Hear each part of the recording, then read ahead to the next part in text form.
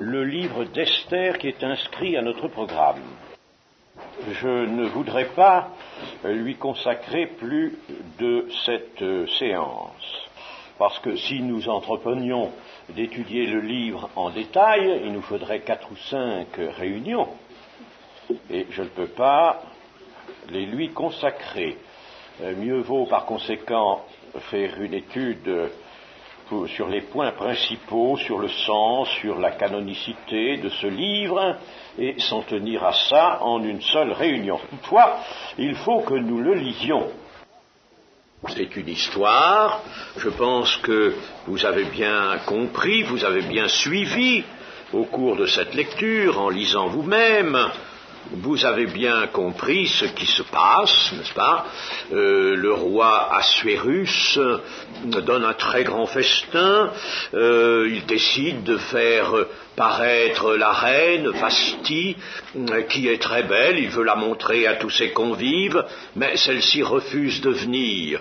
Alors on cherche ce qu'il convient de faire, le roi est irrité, et c'est alors qu'on lui suggère de choisir parmi les jeunes filles de la capitale celle qui sera la plus belle, qu'il estimera être la plus belle, qui lui plaira le plus, et c'est Esther, la nièce de ce Mardochée juif, Esther qui est juive par conséquent elle-même, qui est choisie. Et peu après, Esther devient reine. Mais voilà qu'entre-temps, Haman est élevé au pouvoir. Il devient le grand ministre du roi Assuérus, et c'est un ennemi des Juifs, et il est d'autant plus aiguisé dans sa haine des Juifs que il y a ce Mardochée qui est là constamment assis à la porte du roi, qui ne rend aucun honneur à Haman quand il entre, quand il passe. Il reste là comme si personne ne passait, et cela évidemment harcèle la haine d'Haman qui se voit là humilié par ce juif. Et alors il y a ce décret, c'était dit, qu'on fait signer au roi pour détruire tous les juifs qui venaient, en somme, qui étaient dans le royaume, c'est le royaume de Perse, et qui venaient de la déportation en Babylonie. Des Juifs étaient déjà rentrés à Jérusalem, mais pas tous, il y en avait encore beaucoup là dans ce royaume, le royaume du roi Assuérus. Et il s'agit donc de sauver ces Juifs qui sont là sous le coup d'un très grand péril, puisqu'Haman a réussi à faire signer au roi Assuérus un édit pour la destruction des Juifs.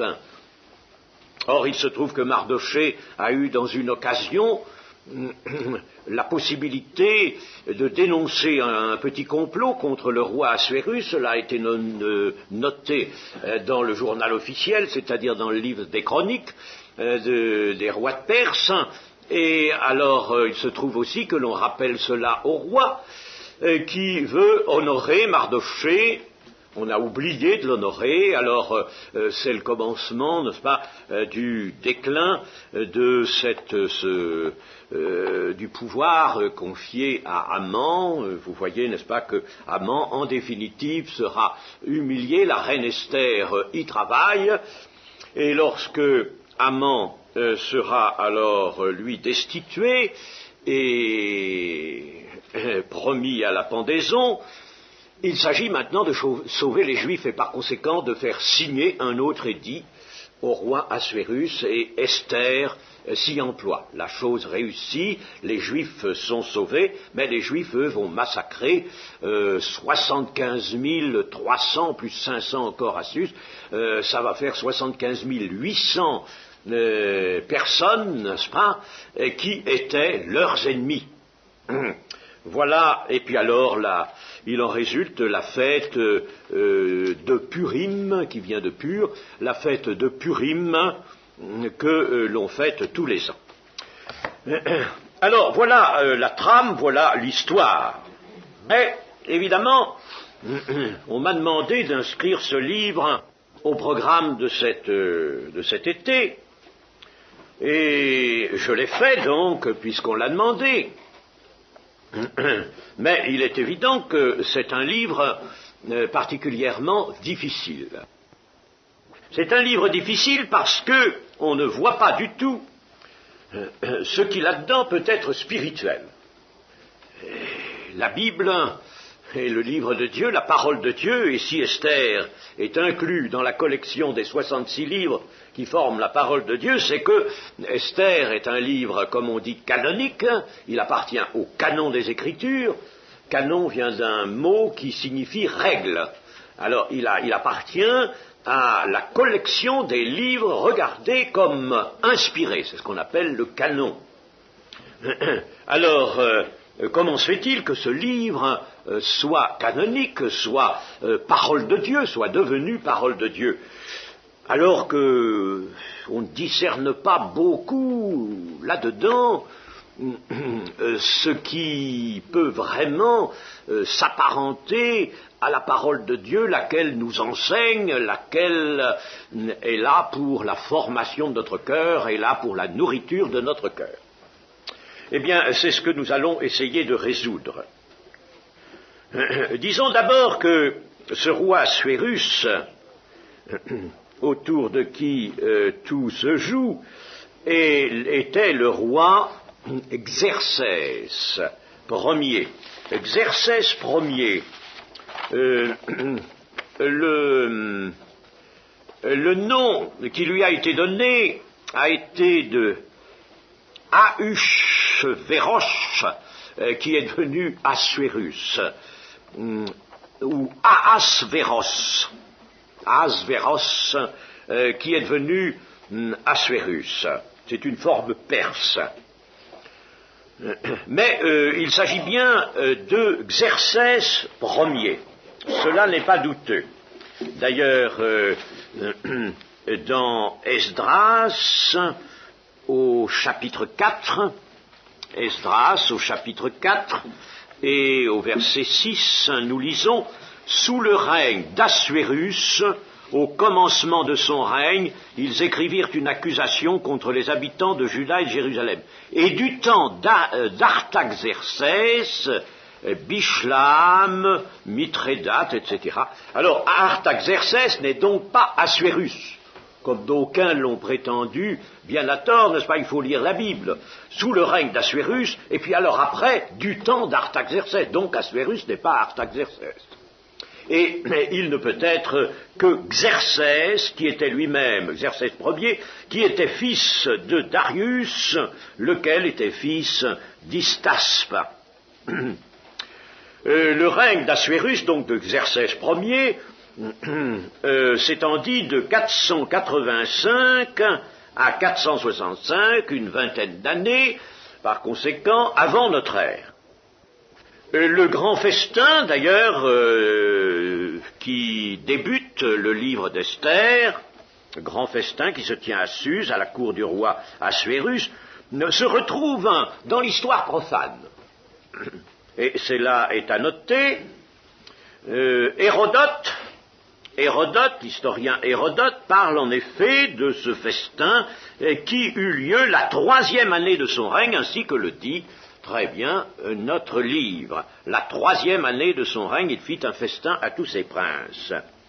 Xerxès est présenté par Hérodote comme un roi sensuel, vindicatif, extravagant, et son nom, en somme, que j'ai essayé de vous prononcer dans la forme perse, son nom signifie homme martial, puissant, belliqueux. Quant à Suse, c'était la capitale de la province, appelée Susiane, et c'était une résidence, le roi y passait une partie de l'année. Alors, parlons tout de suite et brièvement de l'historicité du livre d'Esther, qui a été aussi battu en brèche par certains. Cette péripétie qui est relatée dans le livre d'Esther se situe avant l'arrivée d'Esdras à Jérusalem et est comprise entre le 6e et le 7e chapitre d'Esdras. Voilà la situation dans le temps de ces événements. Il y a une absence absolument totale de contradiction, de tout anachronisme, de toute erreur historique. Les descriptions des usages et des mœurs des rois de Perse sont d'une pleine exactitude.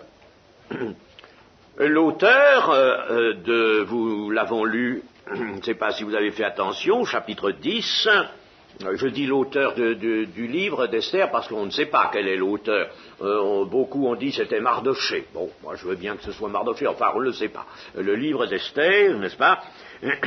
Eh bien, l'auteur en appelle même aux annales officielles des rois de Perse pour confirmer ses récits. En effet, au chapitre 10 et au verset 2, tous les faits concernant sa puissance et ses exploits et les détails sur la grandeur à laquelle le roi éleva Mardochée ne sont-ils pas écrits dans le livre des chroniques des rois des Mèdes et des Perses? Je vous signale encore que l'empire perse dura de 536 à 331 avant Jésus-Christ, jusqu'à Alexandre.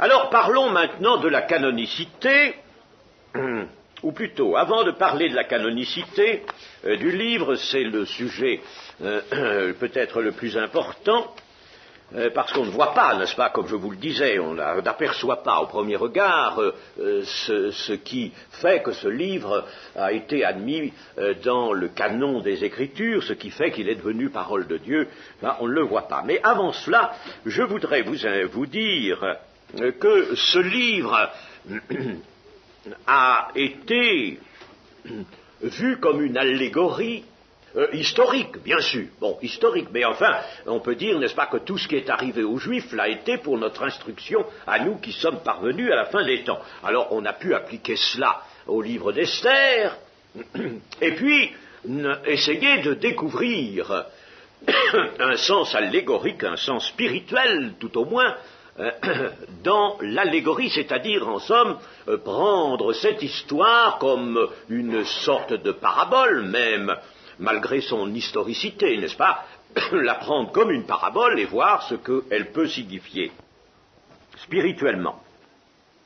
On a voulu voir en Esther une figure de l'Église. Une figure de l'Église qui est tout d'abord petite et frêle, et qui s'accroît soudain, portant avec elle et en elle le salut de tout un peuple. Esther est étrangère par rapport à son époux, ce qui, n'est-ce pas, dans un sens est cela concernant l'Église, mais elle est d'une grande beauté, une beauté qui efface celle de toutes ses compagnes.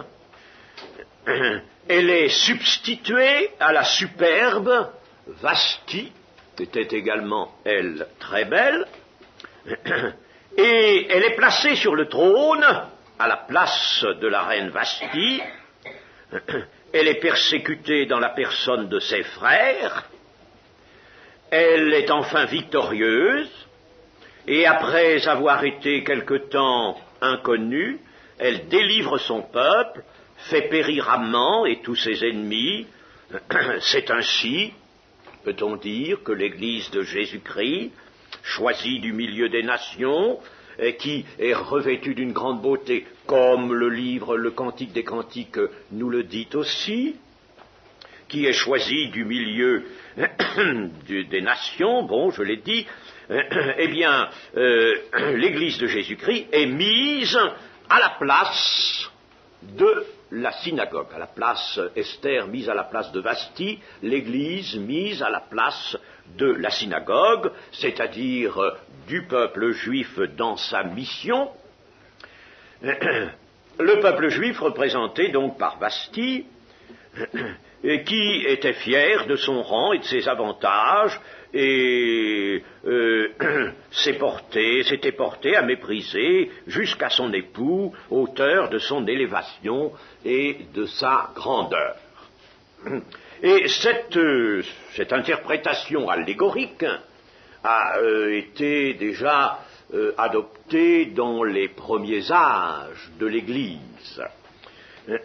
Nous n'inventons absolument rien, elle a été conservée assez longtemps, on peut la retrouver dans pas mal d'ouvrages, surtout d'ouvrages anciens, par exemple le grand ouvrage de Don Calmette, qui la mentionne, et c'est tellement vrai que à la cathédrale de Strasbourg, en raison précisément de cette substitution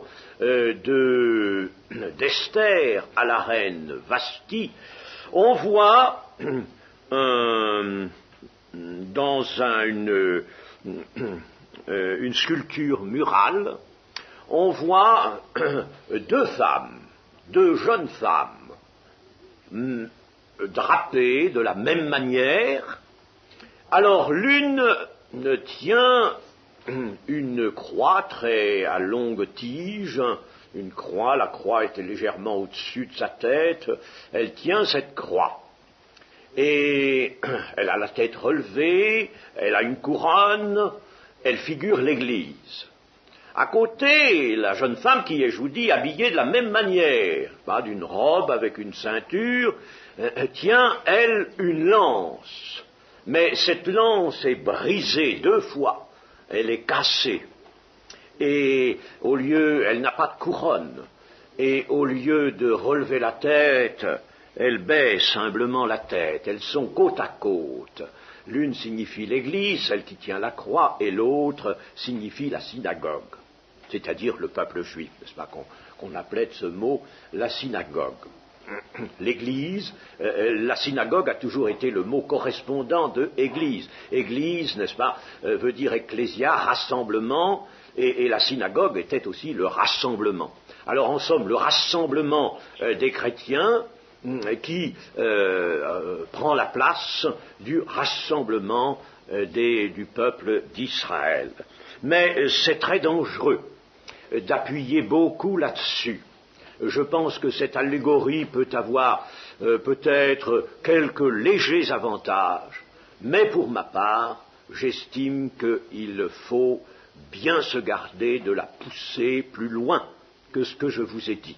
J'ai eu l'occasion d'entendre des explications autrefois, il y a bien des années, sur le livre d'Esther, où l'interprétation allégorique, dans le sens que je vous ai dit, avait été poussée loin, mais on en arrivait, n'est-ce pas, à la forme typologique, le mode typologique, la typologie, et vous savez, on arrive à de l'arbitraire, on arrive à faire dire à la parole de Dieu un peu tout ce qu'on veut, n'est-ce pas? On prend dans le Nouveau Testament, bien sûr, on ne prend pas des choses erronées, on prend, n'est-ce pas, la situation de l'Église dans le Nouveau Testament, l'œuvre de Jésus-Christ dans le Nouveau Testament, et puis on force, n'est-ce pas, cette histoire à apporter tous les éléments de la mission de Jésus-Christ et de la fondation de l'Église. Vous savez, c'est très arbitraire. Moi, je n'aime pas l'arbitraire, n'est-ce pas? L'arbitraire, il faut le chasser. Enfin, voilà, si vous voulez, l'interprétation possible, disons, interprétation allégorique. Mais nous pouvons noter d'une façon beaucoup plus objective ceci, c'est que le zèle et la foi de Mardochée, ce juif, furent récompensés de la manière la plus éclatante. Chez Esther, notons aussi cet amour pour son peuple, qui lui fait mépriser la mort face à une cause qui surpasse sa propre vie. On peut allégoriser ça, mais ce n'est pas nécessaire. C'est un fait, n'est-ce pas, qui s'inscrit, mettons, prophétiquement, dans la ligne des événements qui vont nous conduire à Jésus-Christ et à l'Église. Moi, je ne sens pas le besoin d'allégoriser tellement ces choses-là. Mais enfin, Esther, qui est une juive, n'est-ce pas, eh bien, elle met sa vie en péril, elle expose sa vie pour une cause qui la dépasse de beaucoup, la survie du peuple juif, de son peuple. Notons aussi son humilité dans la grandeur, notons son mépris pour le faste et pour les parures. Elle poursuit en somme un but élevé au sein de circonstances terrestres en lesquelles elle n'est introduite que pour ce but. N'est-ce pas ? Il y a donc une certaine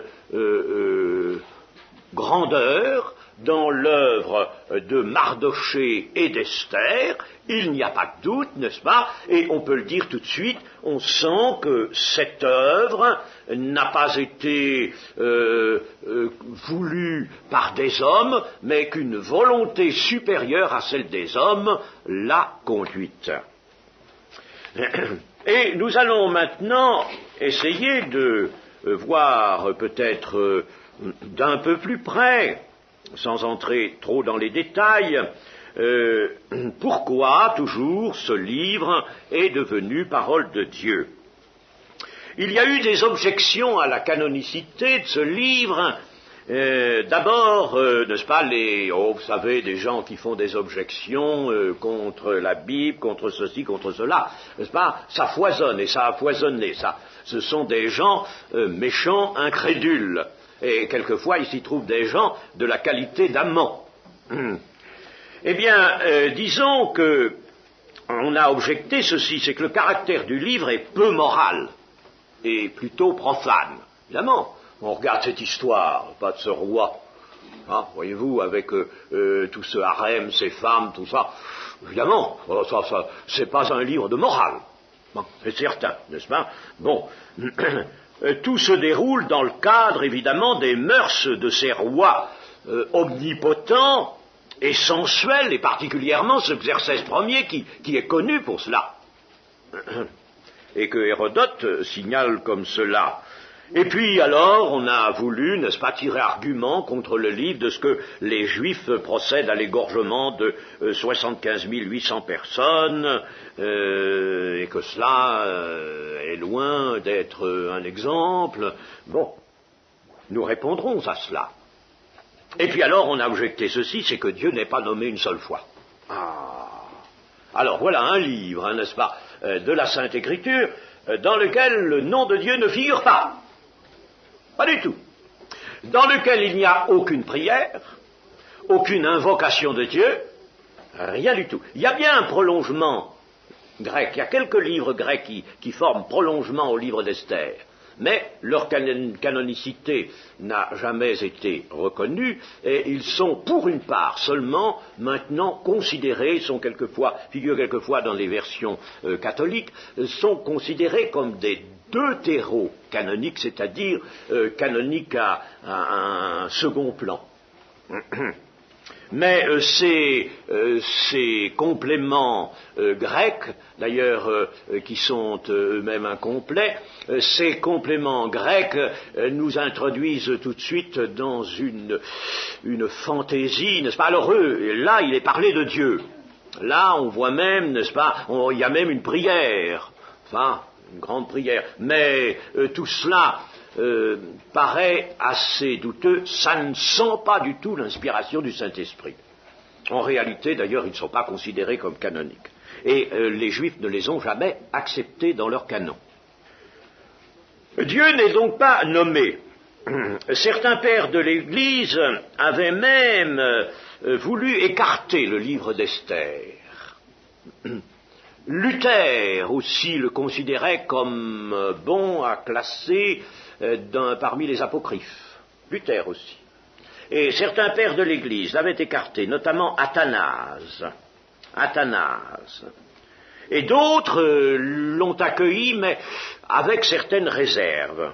Et puis d'autres, au contraire, l'ont tout à fait accueilli et en ont fait une allégorie.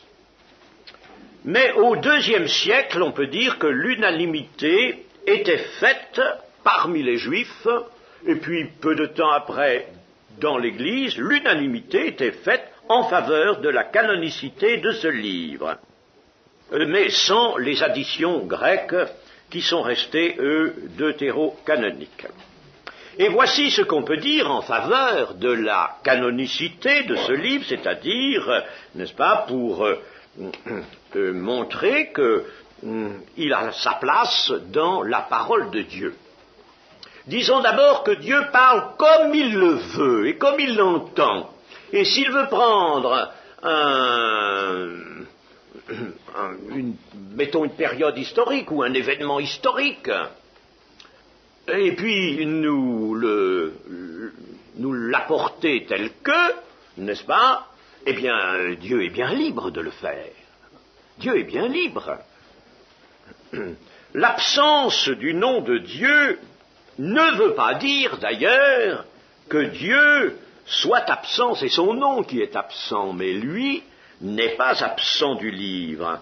Il est présent, quoique non invoqué, et c'est bien lui, on le sent partout, qui agit dans tous les événements de ce récit. Je citerai quelques points rapidement.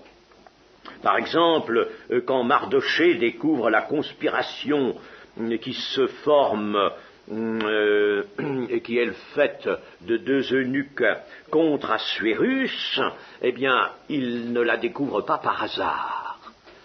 C'est Dieu qui met entre ses mains déjà un premier moyen. Et puis, lorsque le sort est jeté, au chapitre 3 et au verset 7, au premier mois, qui est le mois de Nisan, la 12e année du roi Assuérus, on jeta le pur, c'est-à-dire le sort, devant Haman, pour chaque jour et pour chaque mois, jusqu'au 12e mois, qui est le mois d'Adar. Et précisément, ce mois de Nisan, nous l'avons vu, c'est le premier mois de l'année religieuse israélite, et c'est ce mois qui est adopté comme premier mois.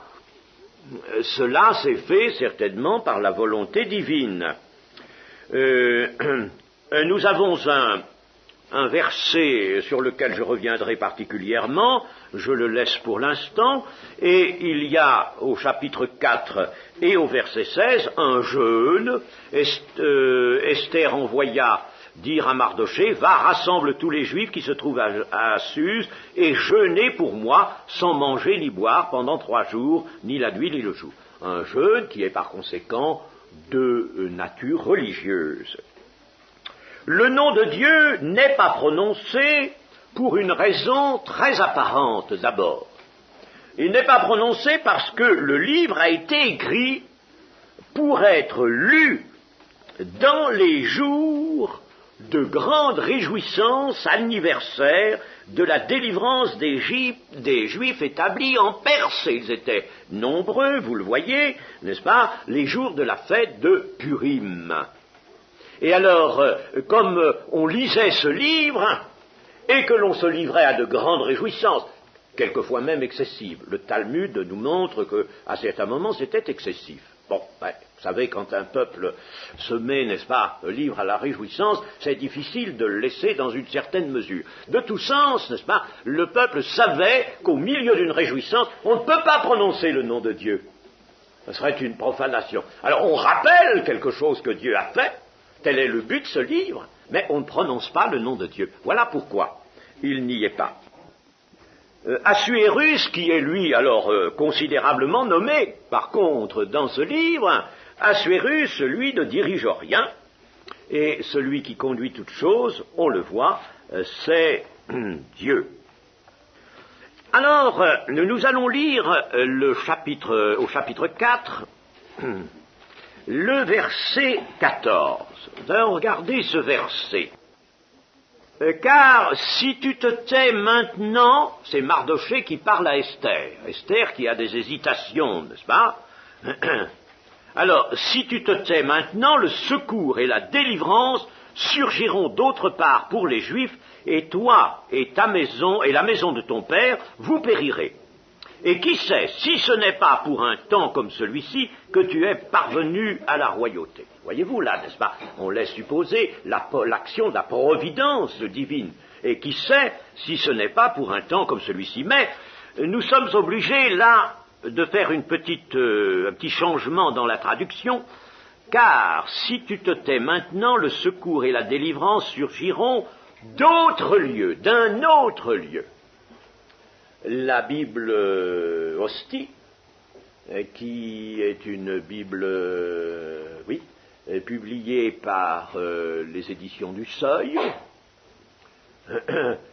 traduit ainsi.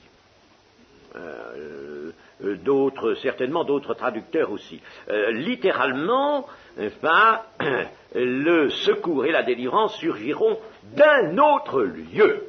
Voilà ce qu'il faut garder. Il y a quelquefois, vous savez, des mots dans l'Écriture qui ont une importance considérable. Israël est le peuple de la promesse, ne l'oublions pas. C'est le peuple du salut. Le salut vient des Juifs, dira Jésus. Et il est la postérité de la femme, qui donnera à la terre tout entière son sauveur et son roi. Et ce roi sera issu de David, issu d'Israël, issu d'Abraham, issu de David.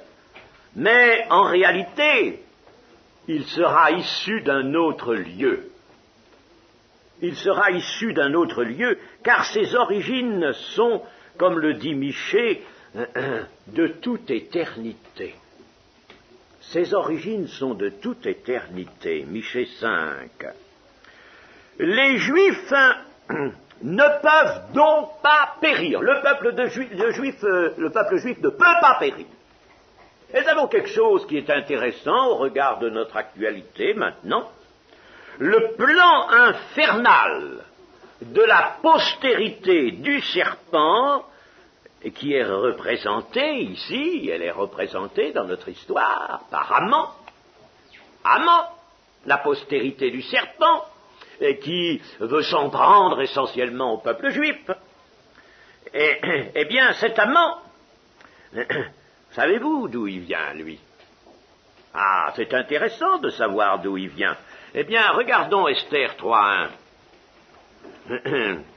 Lui qui est l'un des destructeurs du peuple juif. Après ces choses, le roi Assuérus fit monter au pouvoir Haman, fils d'Ammélatha, l'Agagite.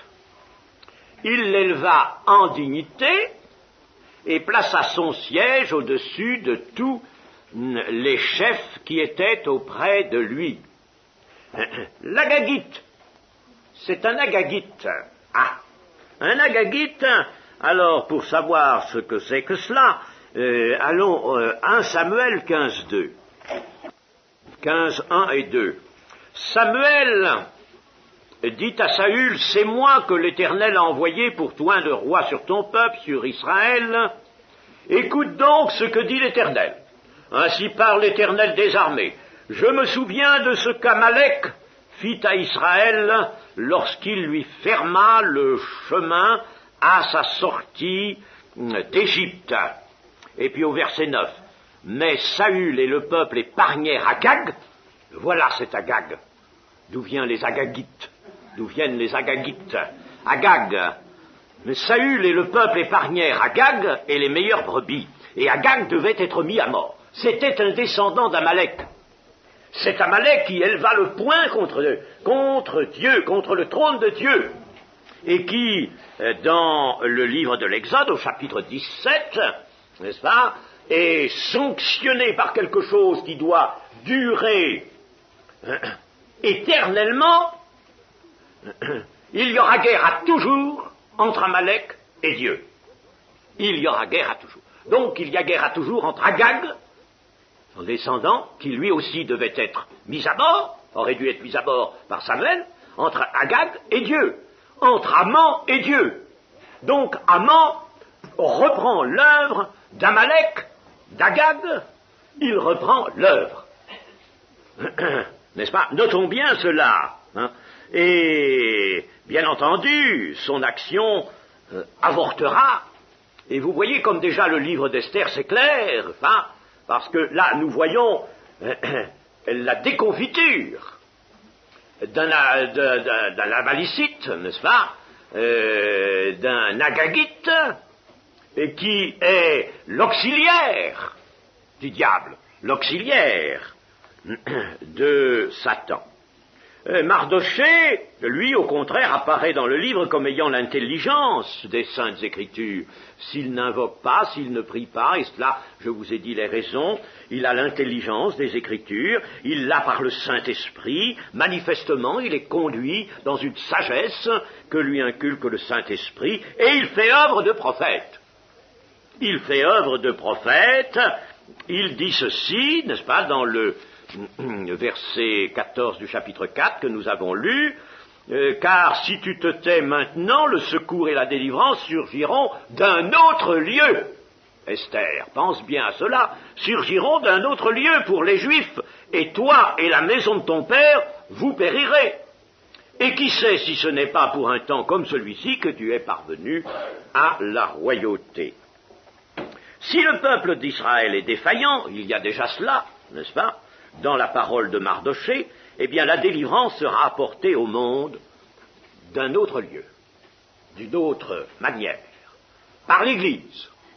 Et chers amis, lorsque quelqu'un dans l'œuvre de Dieu est défaillant, eh bien la délivrance viendra d'un autre lieu.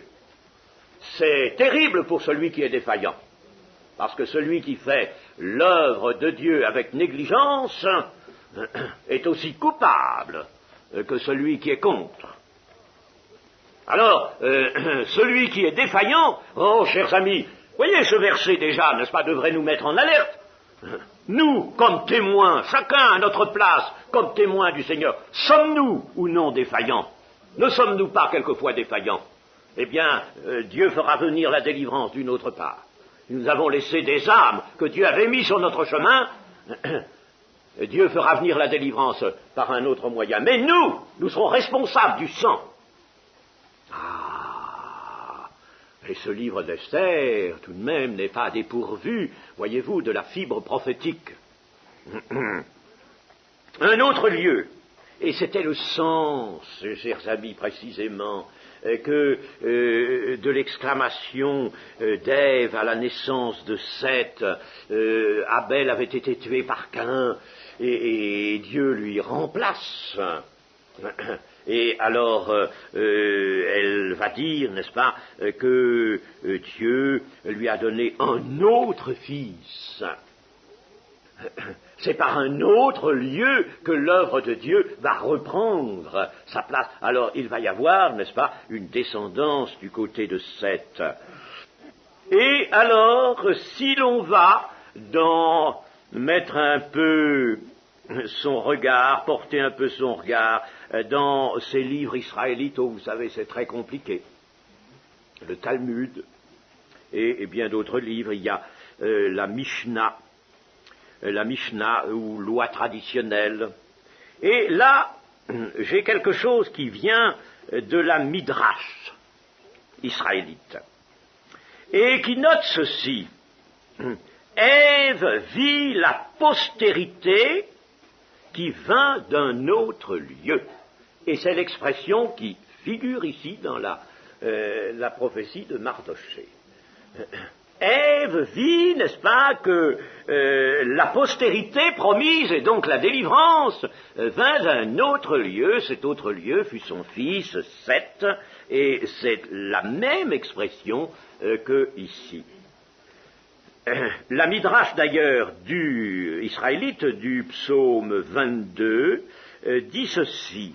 Le psaume 22, ce psaume qui prophétiquement nous parle du Seigneur Jésus, vous devez savoir ça. Vous devez connaître ce psaume et ce qu'il contient. Eh bien, la Midrash nous dit « Du rafraîchissement et de la délivrance surgiront pour les Juifs d'un autre lieu. » Les Juifs avaient gardé cette expression, d'un autre lieu. Et alors, comment voit-il cet autre lieu? De celui dont il est écrit, Israël sera sauvé par Yahvé d'un salut éternel. Voilà l'autre lieu. Il faut par conséquent bien croire que l'origine divine du Messie, sa venue d'un autre lieu, était admise et bien connue des Juifs pieux, sans quoi, chers amis, jamais le Seigneur Jésus n'aurait pu parler à Nicodème comme il l'a fait. Tu es le docteur, toi, le docteur, et tu ne sais pas ces choses. Comment se fait-il que tu ne sais pas ces choses? N'est-ce pas?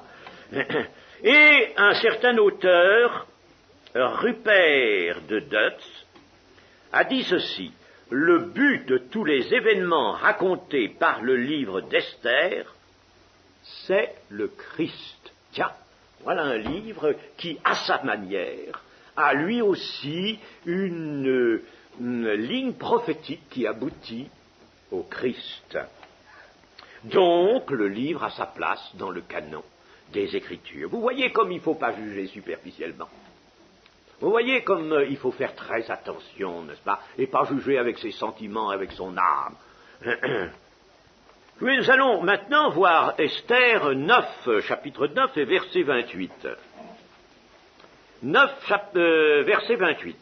Ces jours devaient être rappelés et célébrés de génération en génération dans chaque famille, dans chaque province et dans chaque ville, et ces jours de Purim ne devaient jamais être abolis au milieu des Juifs, ni le souvenir s'en effacer parmi leurs descendants.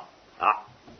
Eh bien, là encore, il y a une prophétie dans ce livre, car il est vrai que l'anniversaire a été conservé, le premier anniversaire de ce salut accordé dans le royaume d'Assuérus aux Juifs, la fête donc de Purim, eut lieu en 474 avant notre ère, en plein règne, n'est-ce pas, d'Assuérus,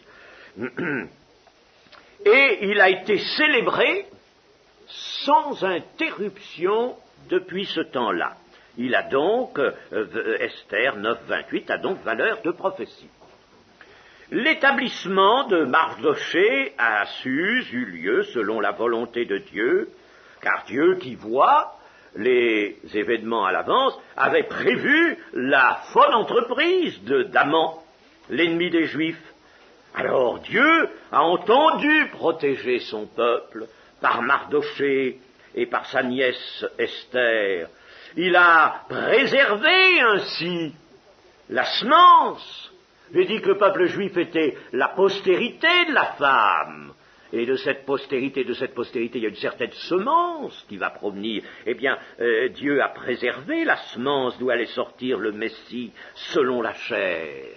Il l'a protégé. Autrement dit, si le peuple d'Israël est cet arbre que Dieu a planté pour qu'il porte un certain fruit, eh bien Dieu va produire le fruit, et pour cela, il va en tout temps préserver l'arbre. Ah oui, préserver l'arbre. On reproche aussi au livre d'Esther l'extermination de 75 800 personnes, et puis alors la célébration de cet événement dans la fête de Purim tous les ans, par un festin et des réjouissances.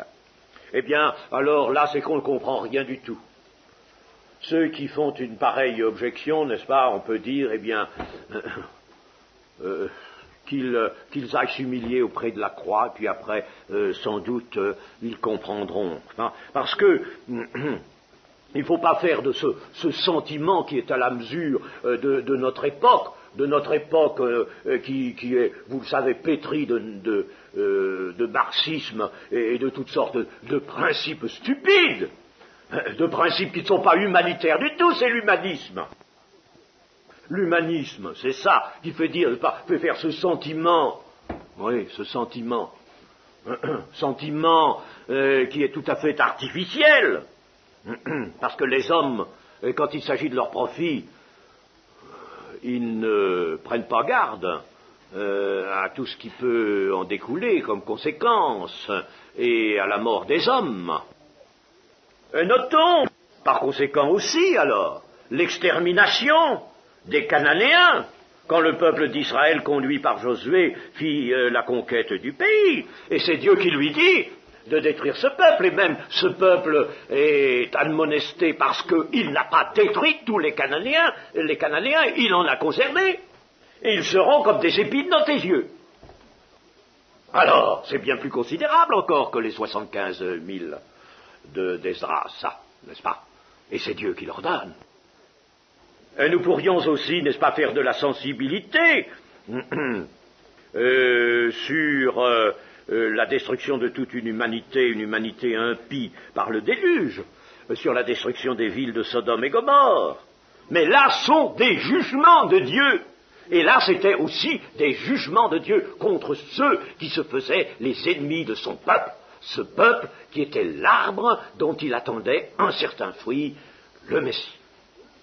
Ce sont des jugements de Dieu qui, eux aussi, sont prophétiques, mais ils sont toujours précédés d'une grande patience de Dieu. Ils sont précédés des avertissements de Dieu et d'une patience de Dieu. Seulement, les hommes ferment leurs oreilles et leurs yeux. Ils ne veulent ni entendre ni écouter. C'est là qu'est le crime, c'est là qu'est la méchanceté. Ce n'est pas en Dieu qu'elle est.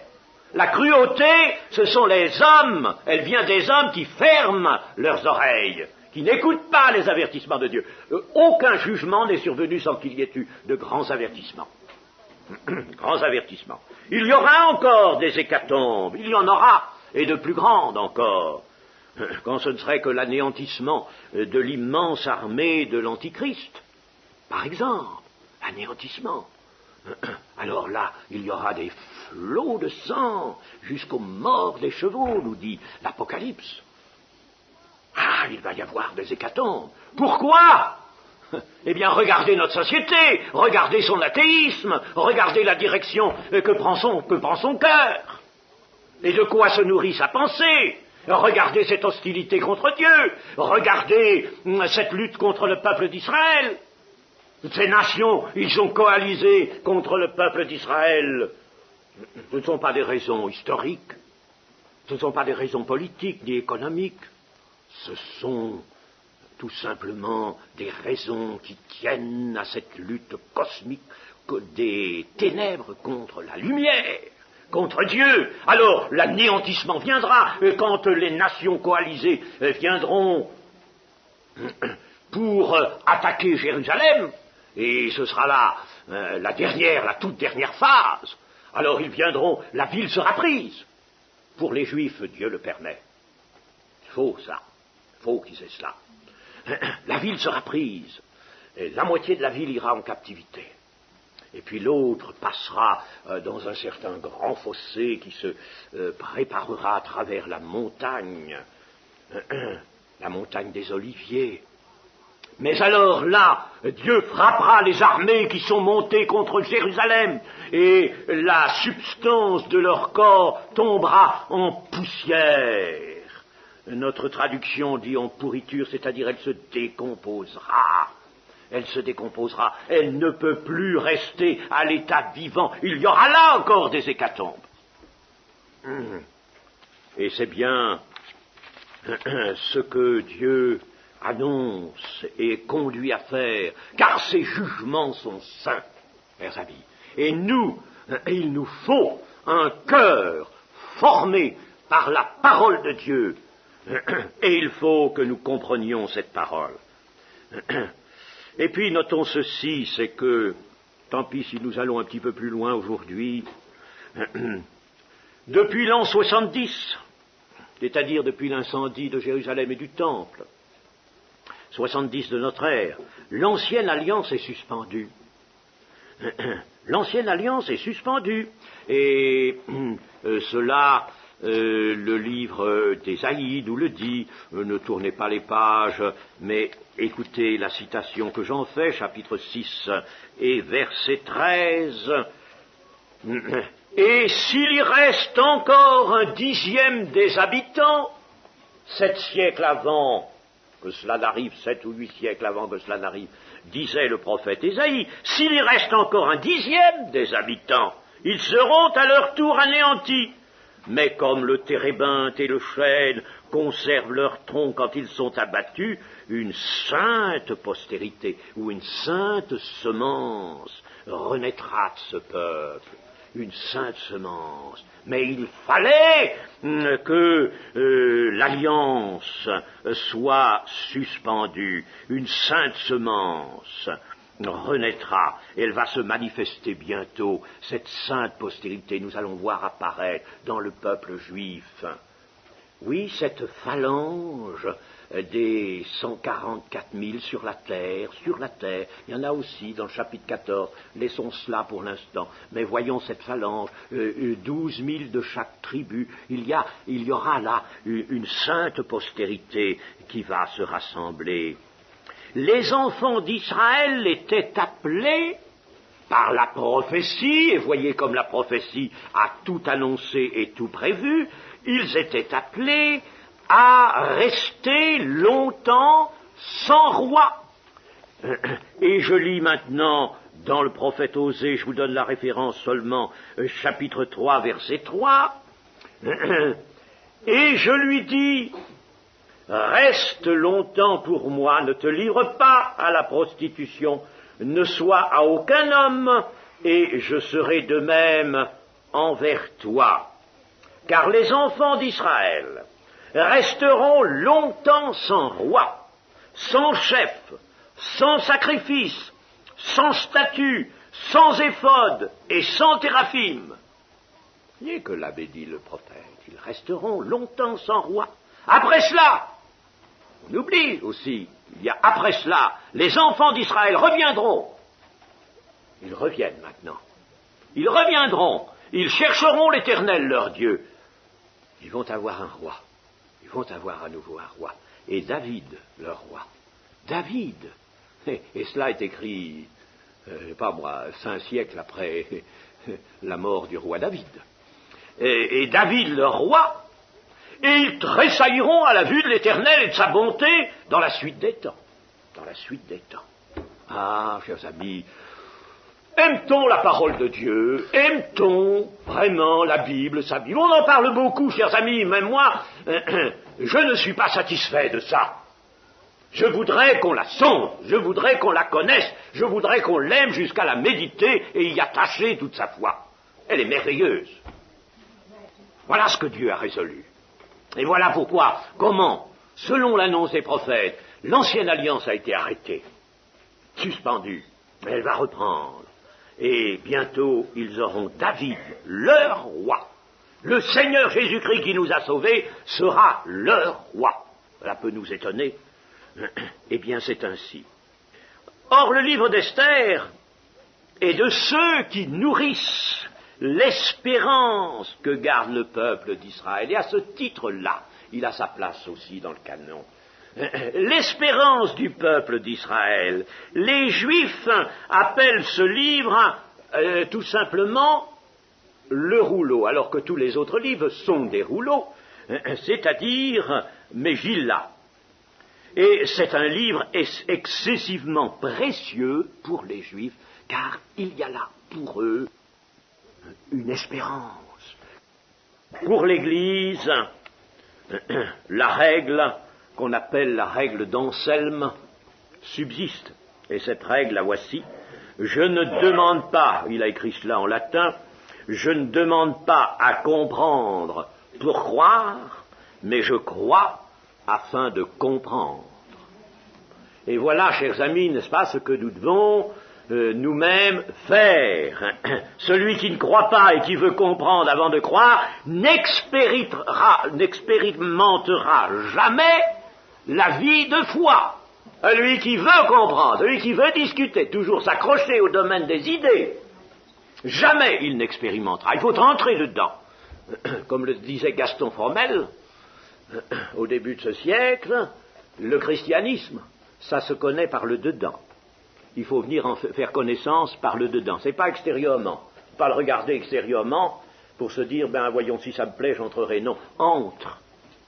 Voilà, chers amis, donc ce que brièvement l'on pouvait dire sur ce livre d'Esther qui est devenu parole de Dieu. Cela nous montre la grande diversité de la parole de Dieu, mais la grande unité de son message, la grande unité de sa prophétie.